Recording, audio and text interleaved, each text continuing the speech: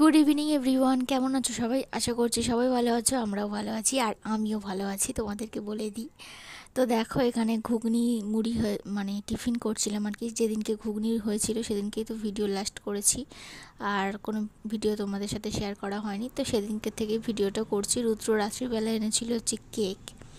তো দেখো আমাদের মানে ক্রিসমাসের আগেই এবছর কেক খাওয়া হয়ে গেল দুবার ধরে। তো দেখো এই কেকটা এনেছে। আগের দিনে ওকে খুব বকা দিয়েছি পেস্ট্রি আনাতে। পেস্ট্রিটা মানে আমার পছন্দ, বাট ওরকম বাজে পেস্ট্রি আমার ভালো লাগে না। আর তাছাড়া অতটা এনেছিল, তাই জন্য ওকে বকা দিয়েছিলাম। তো যাই হোক, এখন দেখো এই কেকগুলো আমার খেতে ভীষণ ভালো লাগে, ওরও ভালো লাগে। তো ওই কেকগুলো এনেছে।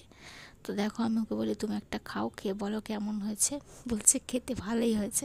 তো ওই অবধি ছিল সেদিনকের ভিডিওটা। আর এটা হচ্ছে সানডে ব্লগ, মানে এর সাথে অ্যাড করে দিয়েছি। তো দেখো সকালবেলা তো রান্না বান্না হয়ে গেছে।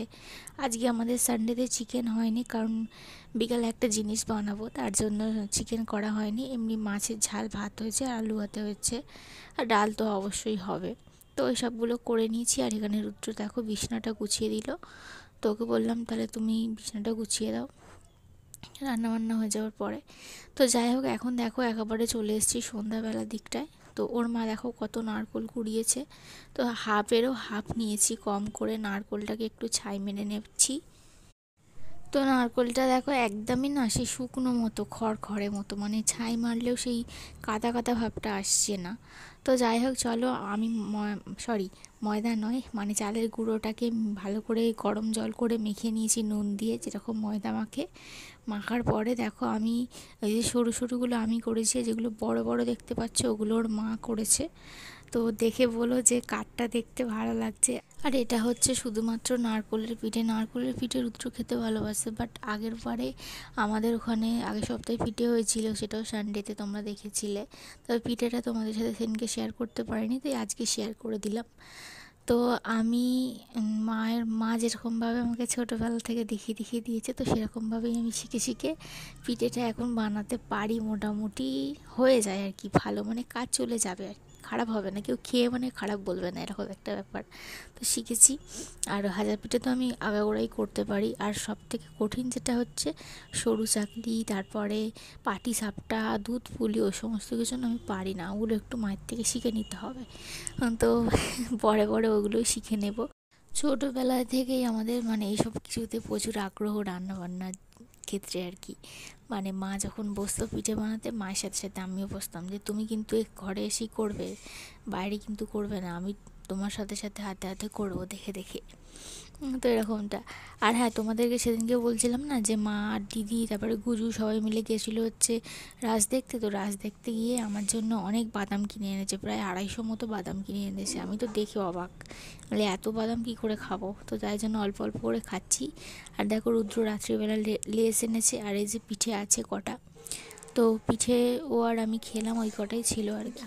তো যাই হোক দেখো, রাত্রিবেলা ওকে বললাম যে যেহেতু পিঠে হয়েছে তাই জন্য রুটি সেরকমভাবে করা হয়নি। সেরকমভাবে করা হয়নি বলতে দুটো করা হয়েছিল ওর বাবার জন্য শুধু।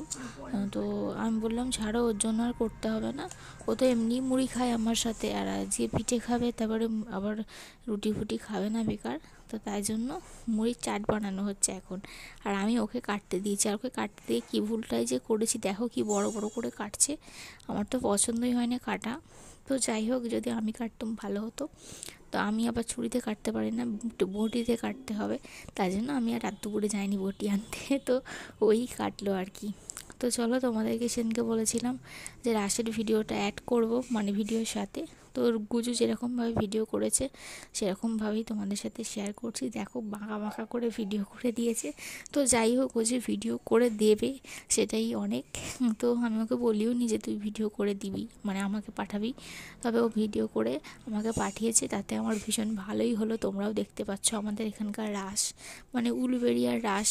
তো এখানেও অনেক জমজমাট হয় আর কি, মানে অনেক জায়গা থেকে লোকজন এখানে আসে, কারণ এখানে এই একটাই হয় আর কি, খুব একটা হয় না।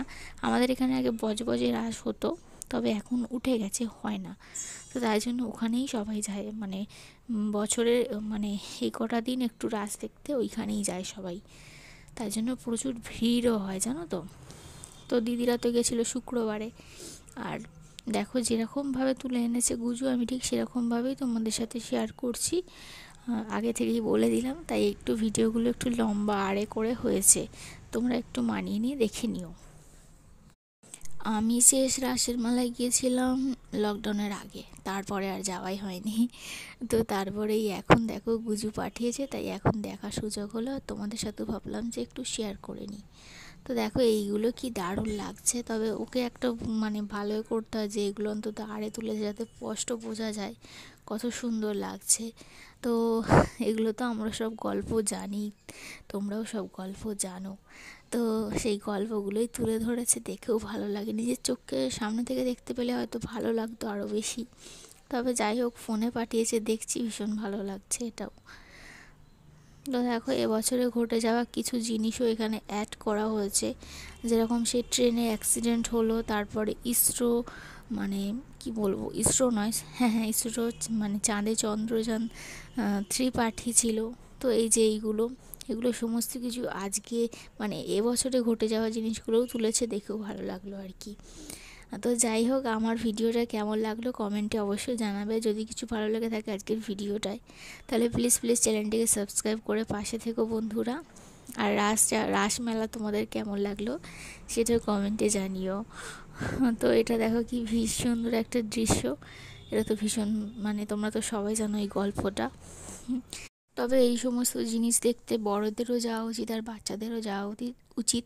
তাহলে কি হয় বলো তো, যে গল্পগুলো আমরা পড়েছি, জেনে এসেছি, বড়দের থেকে শুনে এসেছি, সেগুলো যখন সামনে রিলেট করতে পারি এগুলো দেখে, তখন কিন্তু ভীষণ ভালো লাগে। আর এই যে ছবির মধ্যে না কত যে গল্প লুকিয়ে থাকে, সেটা মানে এইসব জিনিসেই বোঝা যায়, তাই না?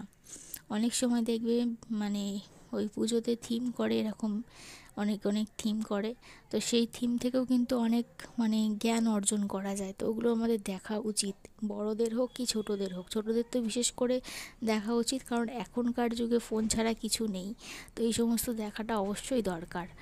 তো যাই হোক, এটা হচ্ছে মেন ফটো। আজকের ভিডিওটা এখানেই শেষ করলাম, টাটা।